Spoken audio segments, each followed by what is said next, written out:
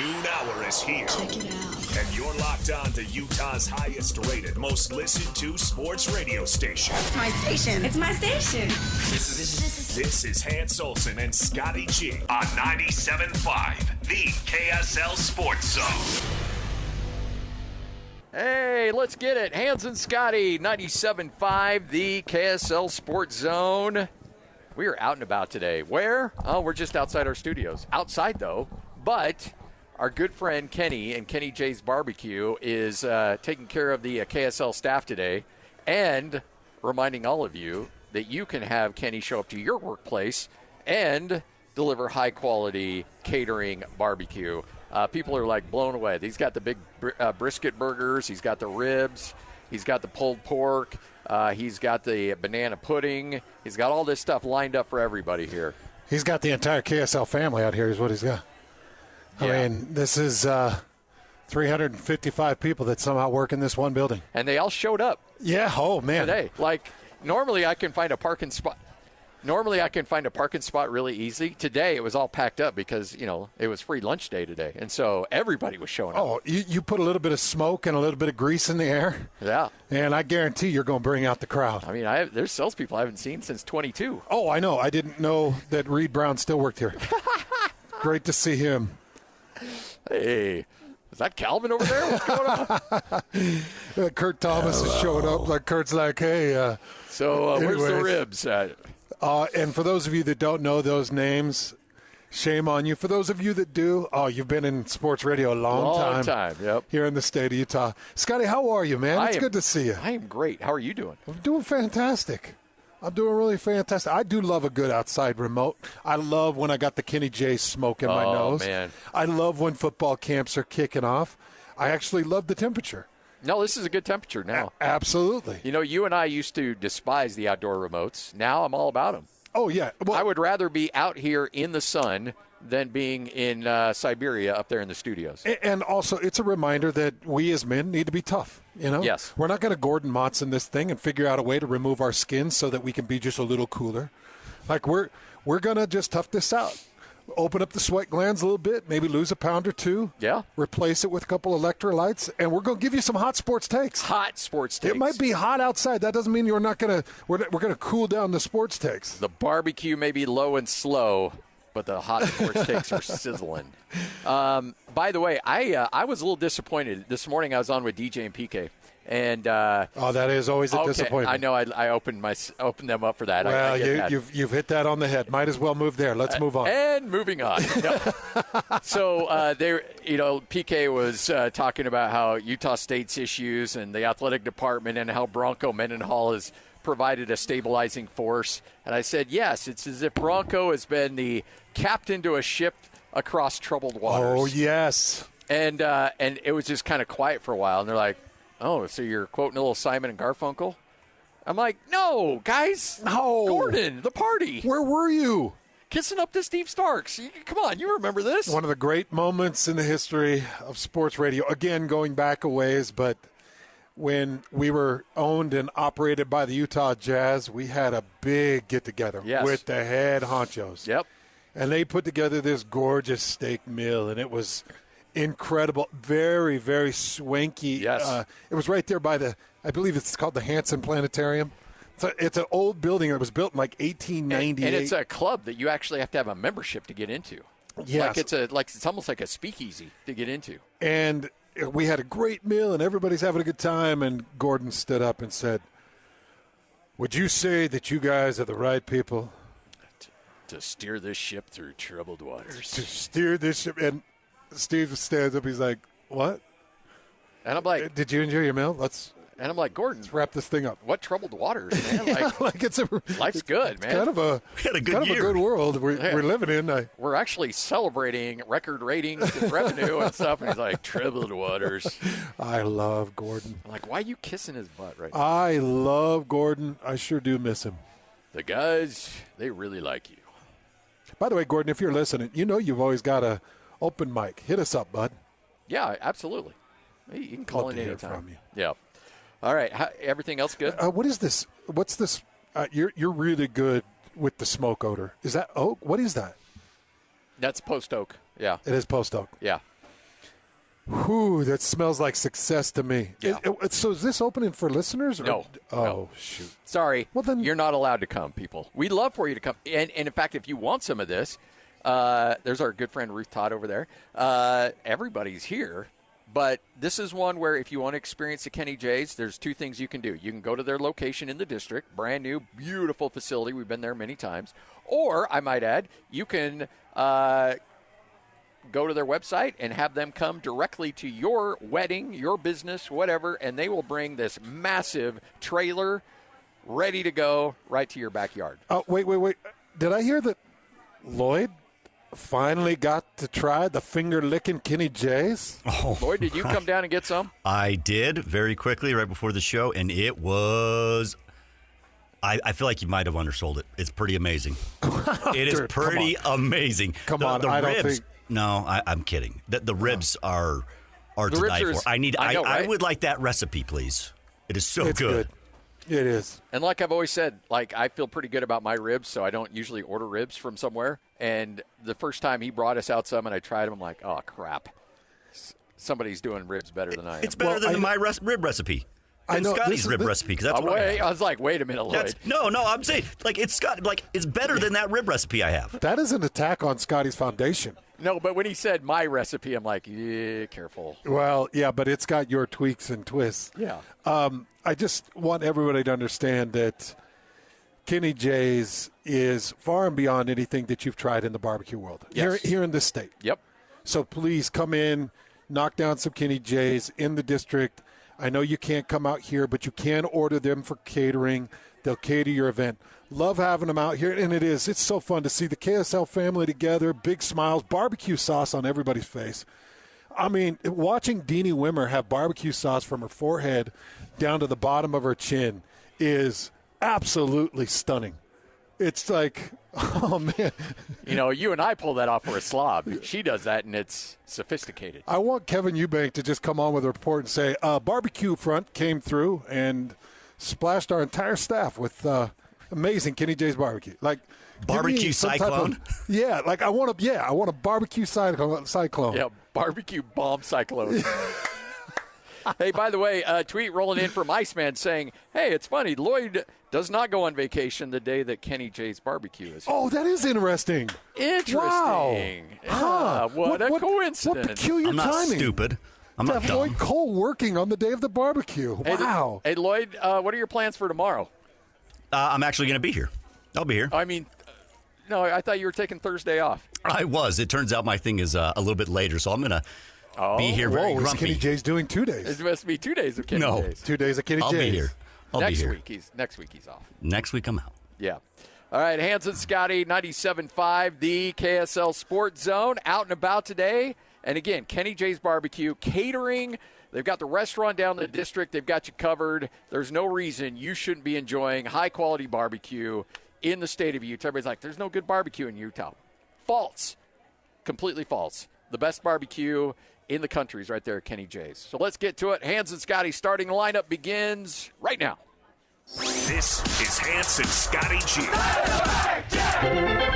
Let's go. The lineup is set, and it's time to kick off the show with the biggest topic of the day. This is the starting lineup on 97.5, the KSL Sports Zone. Of course, the starting lineup always brought to you by Mountain Land Supply, where the pros go. If you need irrigation help with your sprinklers, if you have plumbing issues as well, guess what? If water runs through it, Mountain Land Supply is going to get you squared away. So, Scotty, a lot of things to get to with fall camps opening up across the state. It's exciting. I know everybody's kind of rejuvenated. We're all having high expectations. And there's a couple of programs in the state that don't have quarterback questions. You know, we were just in Logan yesterday, the entire day. Spent it with the coaches, spent it with the players, and there's no quarterback controversy. Nope. We've been up to the University of Utah. I sat with Kyle Whittingham for 2 hours. I have been talking with coaches, getting ready for camp, and there is no quarterback controversy. And then you got BYU. And I think BYU fans don't know what to think, don't know what to expect, don't know where to start. So, if I might, can I clarify a few things? Yes, please do. number one, it doesn't matter when the starting quarterback is announced as long as the coaches and the locker room knows who the starting quarterback is. Yeah. So don't get caught up in this whole thing of you need to know and I need to know as media and we collectively as a country need to know who BYU's quarterback is, because we don't. And it would be more helpful to Aaron Roderick and to Kalani Sitake just to keep it under the radar. Now, I'm not one of those believers that, if you announce the quarterback when you don't have to, you're going to lose because you've really given up your angle. I'm not that guy. But I am the guy that knows Aaron Roderick has already designated and assigned, to a certain extent, the starting position. My guess is that it would be the Utah State transfer, former, is it Skyridge? Skyridge, yep. Former Skyridge state champion McKay Hillstead. This is how you go about it. You designate it as a staff. You put it on paper. You make the decision of who's going to get the starting reps with the starters. You can't just say, well, we're just going to leave it open and then we roll it out. Guess what? The first guy that comes out rotates with the number ones. The number ones know who's rotating first with the number ones. Mm-hmm. Chase Roberts, Parker Kingston, and JoJo Phillips knows who's throwing the first balls at them. Across the front, Waylon Lapuaho, Sonny Makasini, Austin Leusa, Bruce Mitchell, Isaiah Jada, Gentry, and the rest of the offensive line, they know who's taking the first snaps behind them. And anybody that tells you that that doesn't mean something does not know camp and does not know football. So you designate who is going to take the first snap with the first string. Now, it might be a next series rotation. And in comes number 2, Bachmeier, or in comes number 2, Bourget, or in comes number 2, some freshman that has a lot of stars behind his name. But the guy that takes the first snap, there is significance and meaning to that. So I think it'll be McKay Hillstead. So what does that mean? I think it's McKay Hillstead's job to lose until he completely falls apart. And it was great. I was on with DJ and PK, and Scotty, it was not a disappointment. It was actually a lot of fun. I don't know why you call it a disappointment. But I had a lot of fun with the gents. I thought they did quality radio as opposed to you. I absolutely love being on with those guys and an institution in the state. But we were going back and forth with this. And PK said, is the job won by somebody else or is the job lost by McKay Hillstead? It's a good question. That is a really good question. Yeah. The job is lost by McKay Hillstead. So I went through it, Scotty. In all of my years of football, and I can go back to Weezer that nobody cares about, but BYU, the 3 camps that I did with the Indianapolis Colts, my 4 years in AFL, so what is that collectively? 5, 6, 7, 8, 9, 10, 11, 12. That's 12 college or professional camps that I did. I never saw the assigned starter lose the start through camp to a guy that just outperformed him. Really? Never saw it.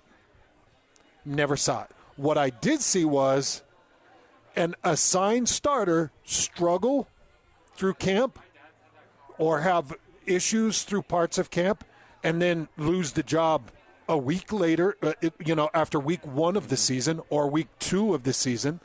But the assigned starter to begin camp was given every leeway and every bit of room to make mistakes and grow and try to give them the confidence, because that's your design. When you put that first quarterback behind that first offensive line with those first wide receivers and first tight end with the first running back, and L.J. Martin's taking those handoffs and Chase Roberts hitting the slant, and that ball's right there, your expectation is for that guy to start. And until he shows that he doesn't know the offense, that he makes terrible mistakes, that he falls apart. And by the way, that's how you lose the job. You're not going to lose the job by throwing 2 picks in a camp practice. No.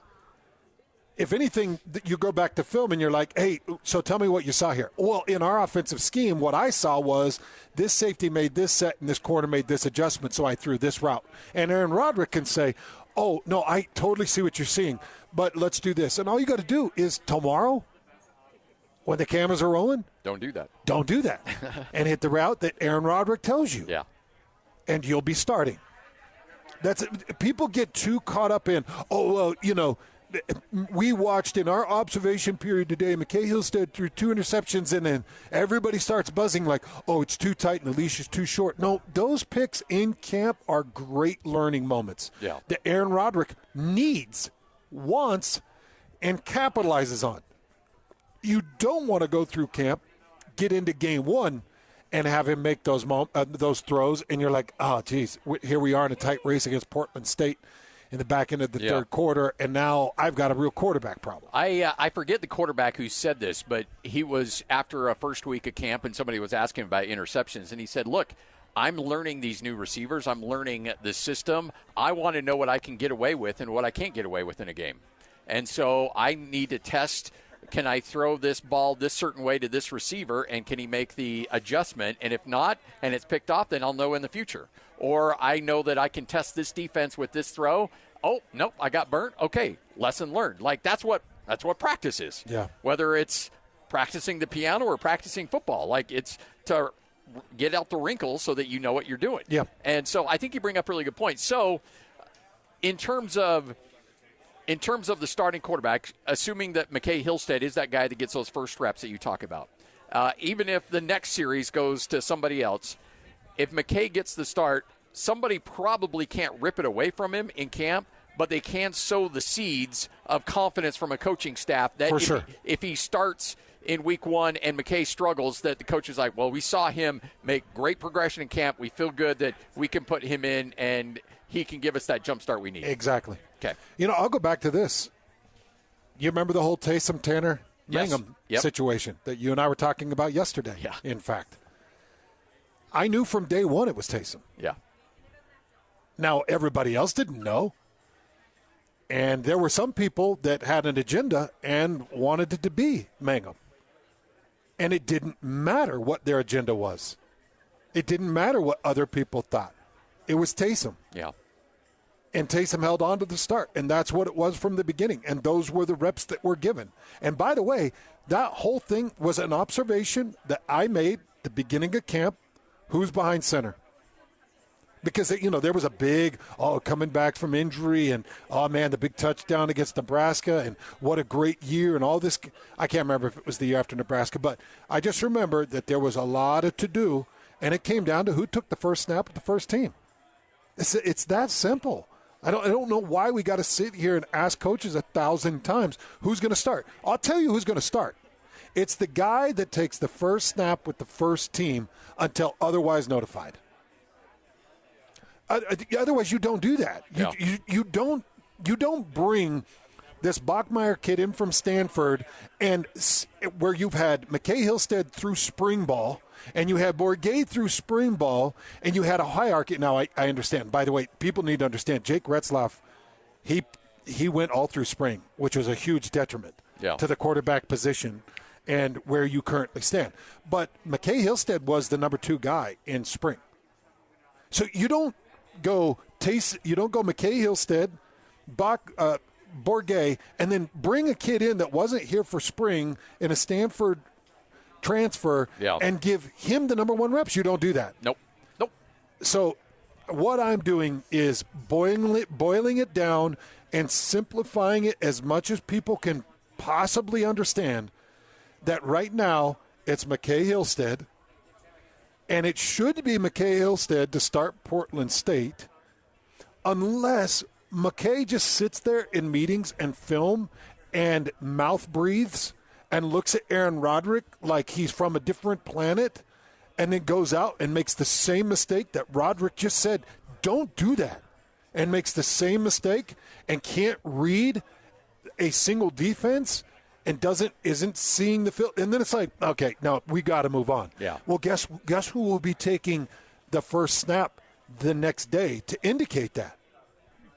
Trayson Bourget or whoever is going to be your starter. Yeah. So I just look at it and I think, it's pretty simplified that right now it's McKay's job.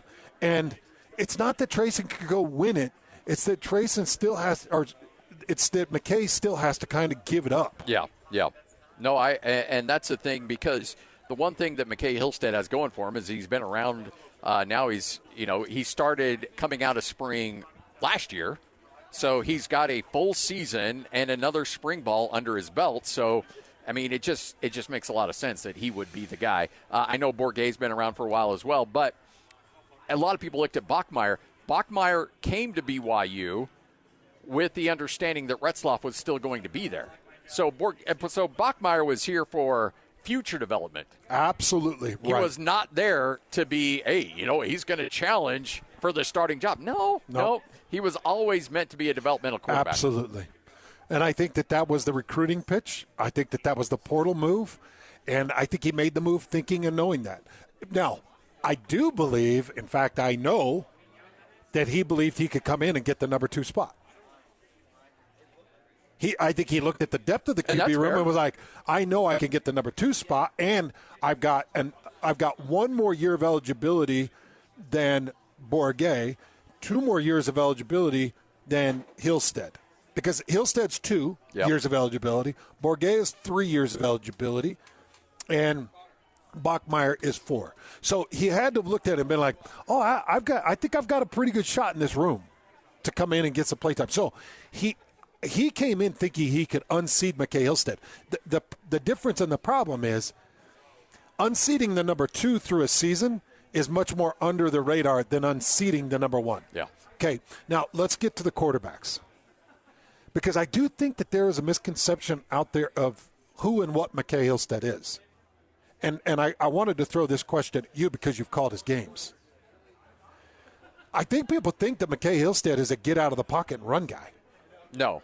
He's not a get-out-of-the-pocket and run guy. What did he have? He only had maybe 100 yards rushing in his games played at Utah State, maybe. And he is a keep a play alive kind of guy. Like, he will run based on the fact that he has to run or that there's an opening for him to run, but he is not a quarterback that you want as part of your running attack as a quarterback. Okay, thank you. I'm glad you clarified that. Because that's how I feel, and 100%. That's the way I look at it. Yes. Now, when he was playing for Skyridge, he could get out and he could do whatever he wanted because he's a freak athlete. Yes, and you're playing high school kids. When he was playing for Utah State, he would get pressure, and that offensive line that year, it was not where it needed to be. No. Everybody admits that. But even with that said, it's not that he was getting out of the pocket and grabbing rushing yards and keeping a team in the game based off of his feet. That wasn't the case for McKay. Nope. McKay, when he gets out of a pocket, his first intention is still to post and throw. Yes. He does not want to get out in the open field. So the reason I bring this up, Scotty, I think that there's a lot of confusion out there that they're combining McKay's ability to run with his size and saying that it's a powder keg, that it's a dynamite for destruction, that he's on his way out game 1 because he can't help but run and take hits. I don't think McKay wants to run. I don't think that he wants to take hits. I think he will if he has to, but I think his first inclination is to shift and maneuver. And by the way, he is shifty. He's very quick, very, very quick. He's not fast. He's quick. And I don't know. He might have some speed. He might be somewhat fast, but he's very quick. But I do believe that his intent is to make the shift, make the move, get to where he needs to throw the ball. Now, if it's 3rd and 2 and he sees a crease and he can get that first down, he's going to take it. Like, he's a competitive SOB. But he'll take the shot doing it. But he's not a guy that you're going – and he'll take shots at as extending plays. The thing that I am concerned about, because I watched so much of his college – well, I watched every snap of his college career, is that he was forced to extend plays because of an inferior offensive line at the time. So I saw him move around in the pocket, get beat up, take a lot of sacks, take a lot of hard hits because – he didn't have that support up front. I'm really looking forward to seeing what McKay Hillstead does with a quality offensive line in front of him. And that, to me, is the million-dollar question with him. When you saw the ball come off his hand, felt good about it. Oh, yeah. When he throws a football, you can tell this kid, it looks different than a lot of quarterbacks. His throwing motion, his accuracy, his velocity. He can do it. He can do it. Honestly, if he was 6'3" and 220, he could have gone anywhere in the country to play college football. But he's 5'10", and at the time probably 175, 180, and that limited his options. There's a reason why BYU didn't offer him coming out of high school. There's a reason Utah didn't offer him coming out of high school. There are size limitations, and you saw those on display when he played for Utah State. However, if you get him in a situation where he's well protected, I don't think there's anybody in the state that throws a prettier ball than he does right now. So that's the point that I really want to drive home today. As BYU opens up camp, there's a lot of confusion and people wanting the announcement of the starting quarterback and people guessing and poking each other in the back and getting a little bit angry and backbiting and saying my sources and I know better and this guy's that. Just take it for what it is right now. And look, take my advice or leave it. When a coach starts a kid, first snap, hey, one's out. Oh, coach, who we got? McKay, take first. That means that he's in the lead. Yeah. That I think that gives you 85, 90% chance to see him start against Portland State. And then after that, cards are wild. Yeah. Like after that, it's like, okay, well, how'd you do against Portland State?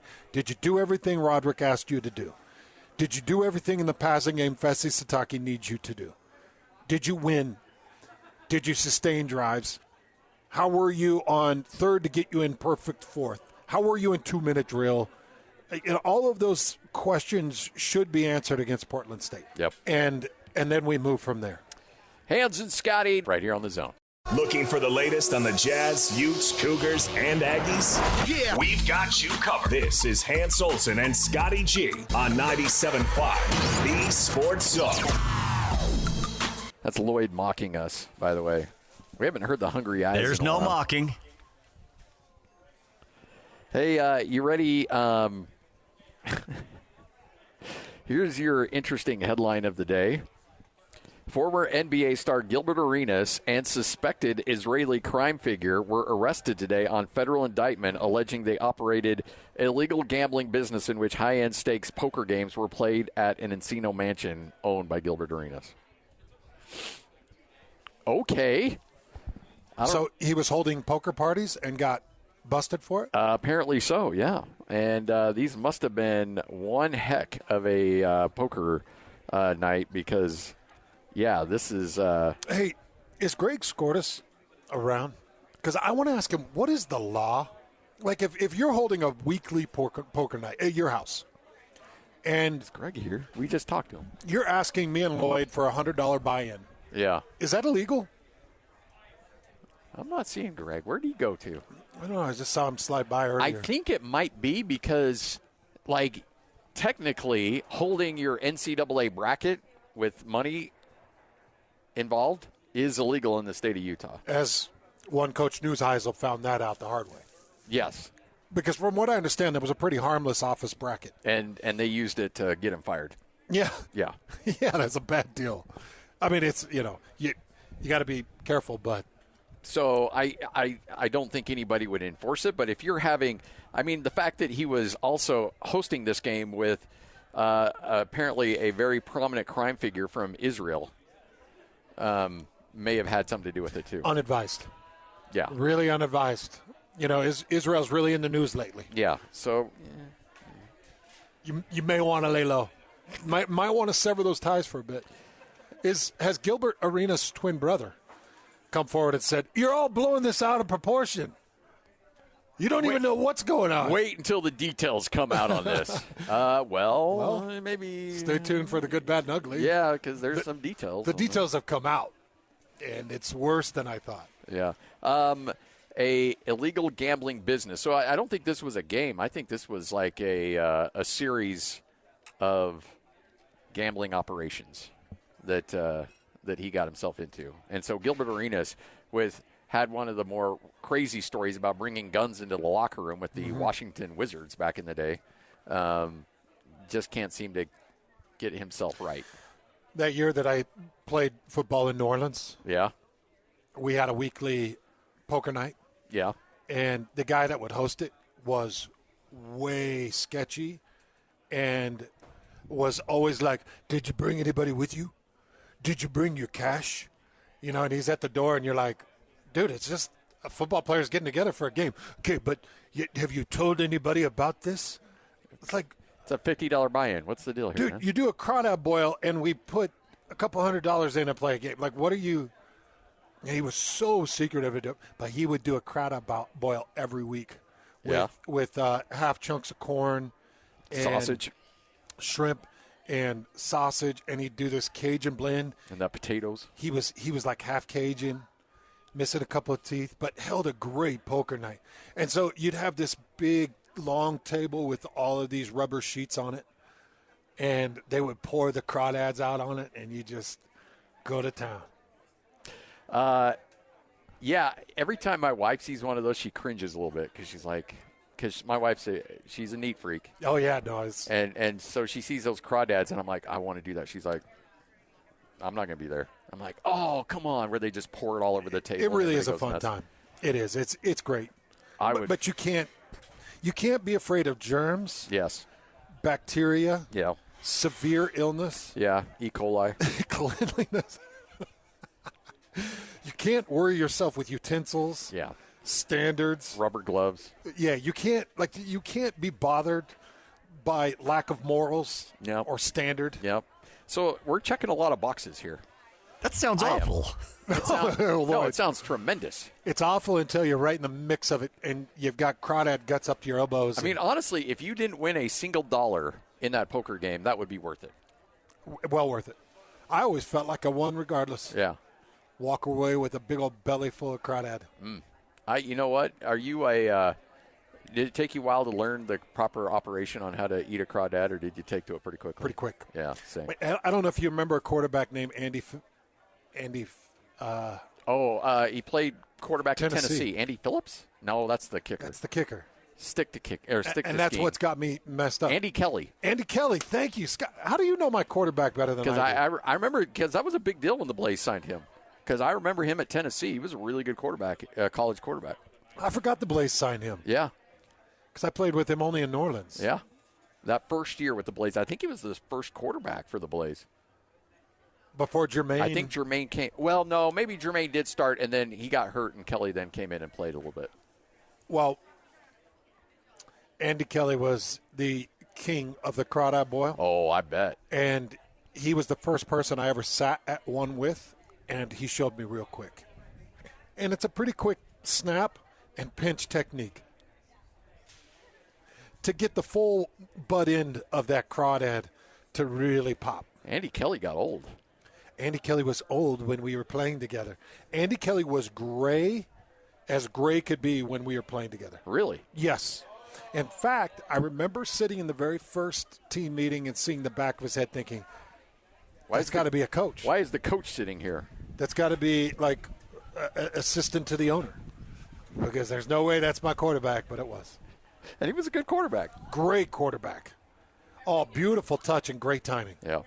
He was like, he's like that old guy that steps onto a basketball court and just has the touch, like from every area of the court, and you're like, that guy's a player. You know what? He's not that much older than we are. Andy? I bet he's 52, 53. Maybe. Yeah. Yeah, maybe. It's just he aged fast. Yeah. All right, coming up next, what you may have missed, Hans and Scotty, 97.5, the KSL Sports Zone. Coming up a little bit later on the show. All right. Lloyd, is this your way of getting back at me for all the Broncos guests that we had? This was me. I thought it would be interesting, and there's actually like a lot of crazy storylines. Lloyd, let me take the heat. Okay. I'm going to Cameron this thing. You let me take the heat. All right. I got this. No, I'm going to. I scheduled this Raiders beat writer. Q Myers. Hans did say, hey, will you do me a favor and schedule this? Q Myers, who, by the way, is a up-and-coming radio star, both as a PD and a host, is going to join us coming up at 1:15. That when Lloyd doesn't schedule somebody at 05, he schedules them at 15. That means he doesn't trust us to stay on clock. Seriously. Yeah. Well, he has a show that's actually wrapping up right at 1 our time, so he needed a sec. We'll show you, Lloyd. Yeah. We're going to be right there at 1:05. Prove you wrong. Maybe.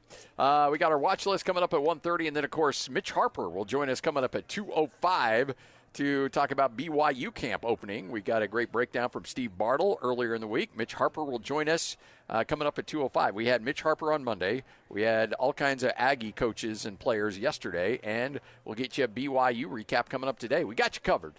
Utah, BYU, Utah State camp is here, folks, right here on 97.5, the KSL Sports Zone.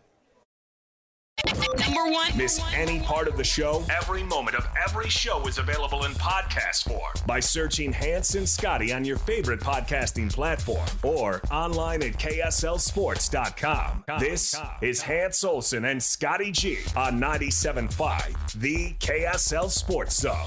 Hans Olsen, Scott Gerard. There we go. 97.5, the KSL Sports Zone. Jumping the gun a bit because, hey, it's a Win Ticket Wednesday. We got tickets to go see Eric Church and the Free the Machine Tour, October 23rd at Delta Center. If you want those tickets, be calling number 12 right now, 801-575-ZONE. That's 801-575-ZONE. Hey, really quick, I just wanted to ask you, did you get any clarification on if Utah State camp was going to be closed, or are you going to have portions that you're going to be up to, or are they kind of running it similar to what they did with spring? It's closed, but there might be some exceptions for some individuals. Okay.